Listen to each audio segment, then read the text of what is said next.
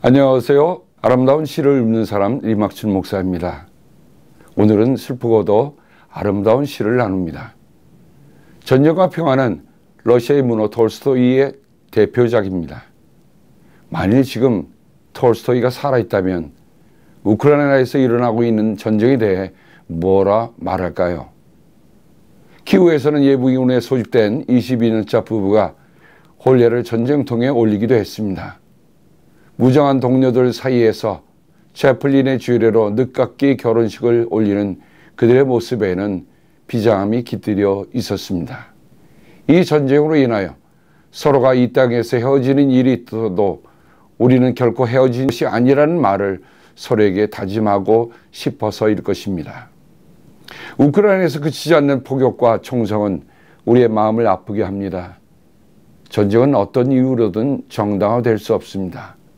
더욱이 어제 이웃이 오늘 서로에게 총뿌리를 겨눈다는 것은 생각만 해도 마음 저리게 합니다. 전쟁은 참혹함이 문제가 되지 않는 곳, 그래서 이제 러시아는 민간인 지역을 쑥대밭으로 만드는 것에 아무 거리낌이 없나 봅니다. 고립된 지역의 민간인들이 대피할 길도 보이지 않습니다. 열흘이 넘어서도 같은 것을 먹고 버텨왔으나 이제 그나마 떨어져 가고 있습니다. 저는 지난 주일 목회 서신을 성도들에게 나누면서 그것을 여기서 먼저 나눕니다. 월드시오에서 우크라이나 전현직 군목을 통하여 시민들에게 생필품을 전달하는 사진과 편지를 받게 되었습니다.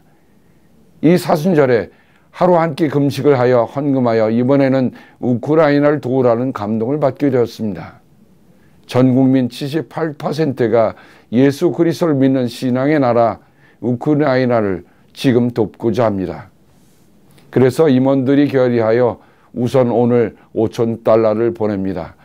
하루하루가 시급한 그들을 위해 기도하면서 이 위기의 시간을 극복할 수 있기를 기도합니다.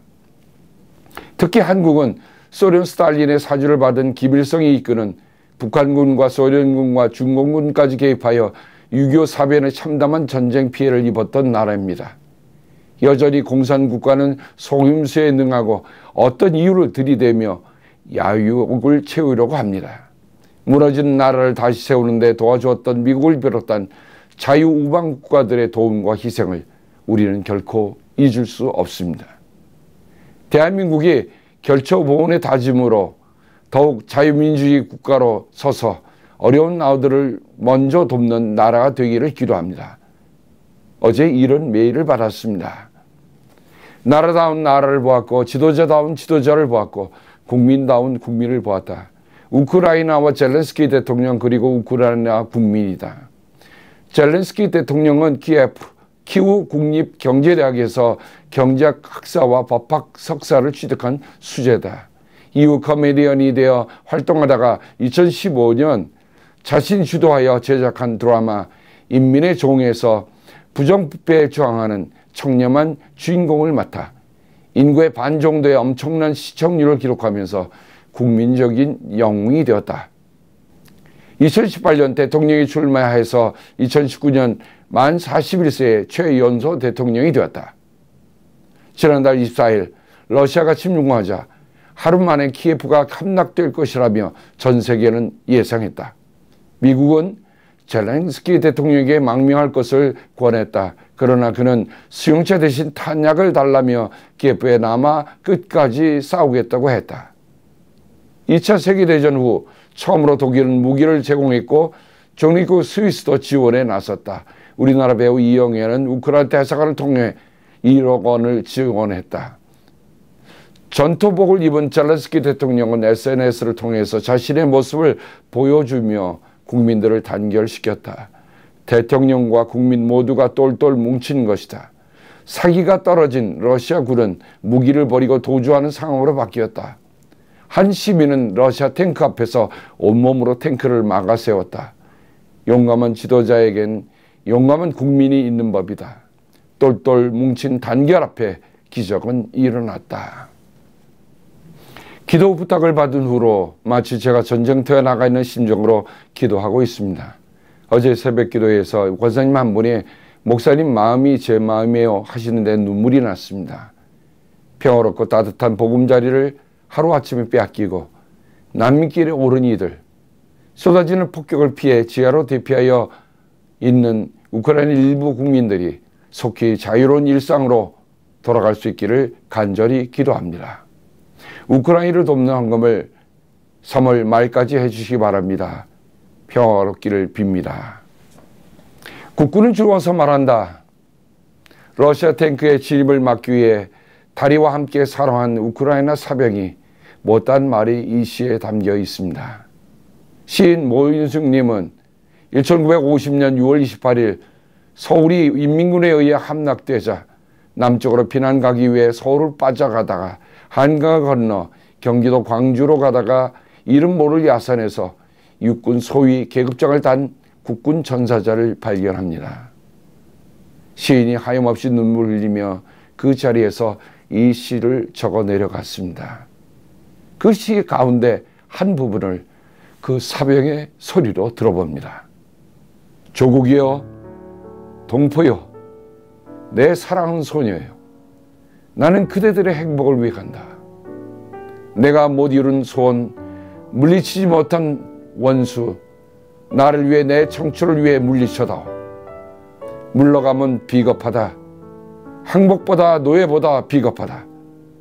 둘러싼 군사가 다 물러가도 우크라이나 국군아, 너만은 이 땅에서 싸워야 이긴다. 이 땅에서 죽어야 산다. 한 번 버린 조국은 다시 오지 않으리라. 다시 오지 않으리라. 그 사병을 잃은 마음을 다윗의 입을 빌어 봅니다. 다윗이 사울과 그의 아들 요나단의 죽음을 슬퍼하며 조가를 지어서 부르고 그것을 활노래하여 유대 사람들에게 가르치라고 명령하였다. 야살의 책에 기록되어 있는 그 조가는 다음과 같다. 이스라엘아, 우리의 지도자들이 산 위에서 죽었다. 가장 용감한 우리의 군인들이 언덕에서 쓰러졌다. 이 소식이 가드에 전해지지 않게 하여라. 이 소식이 아스글론의 모든 거리에도 전해지지 않게 하여라. 블레셋 사람들의 딸들이 듣고서 기뻐하라. 저 할례받지 못한 자들의 딸들이 환호성을 올리라. 길보아의 산들아, 너 위에는 이제부터 이슬이 내리지 아니하고 비도 내리지 아니할 것이다. 밭에서는 재물에 쓸 곡식도 거둘 수 없을 것이다. 길보아의 산에서 용사들의 방패가 치욕을 당하였고 사울의 방패가 녹슨 채로 버려졌기 때문이다. 원수들을 치고 적들을 무찌를 때에 요나단의 활이 빗나간 일이 없고 사울의 칼이 허공을 친 적이 없다. 사울과 요나단은 살아있을 때도 그렇게 서로 사랑하며 다정하더니 죽을 때에도 서로 떨어지지 않았구나. 독수리보다도 더 재빠르고 사자보다도 더 힘이 세더니 이스라엘의 딸들아, 너희에게 울긋불긋 화려한 옷을 입혀주고 너희의 옷에 금장식을 달아주던 사울을 애도하며 울어라. 아, 용사들이 전장에서 쓰러져 죽었구나. 요나단 어쩌다가 산 위에서 죽어 있는가. 나의 형 요나단, 형 생각에 나의 마음이 아프오.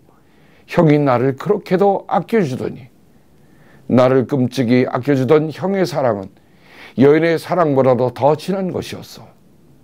어쩌다가 두 용사가 엎드러졌으며 무기들이 버려져서 쓸모없이 되었는가.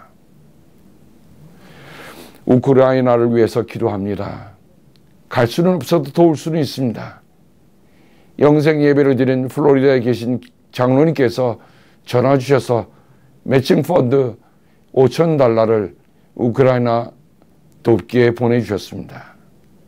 어려움을 당한 우크라이나에게 우리는 선한 사마리아인일 것입니다. 다음 주 이 시간에 뵙겠습니다. 고맙습니다.